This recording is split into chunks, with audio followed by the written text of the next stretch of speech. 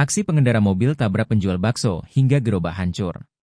Beredar di media sosial sebuah video yang memperlihatkan rekaman kamera CCTV memperlihatkan penjual bakso yang ditabrak mobil dari arah berlawanan. Peristiwa mobil tabrak penjual bakso tersebut terjadi di Kediri, Jawa Timur. Dalam video yang beredar terlihat seorang penjual bakso tengah melintas di jalan sempit. Tiba-tiba dari arah berlawanan muncul mobil dengan kecepatan tinggi dan menabrak gerobak penjual bakso sampai hancur.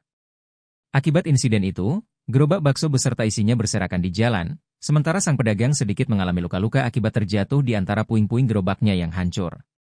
Menurut informasi lebih lanjut dari akun Info Kediri Raya, pengemudi mobil telah menunjukkan itikat baik dengan bertanggung jawab atas kerusakan yang ditimbulkan.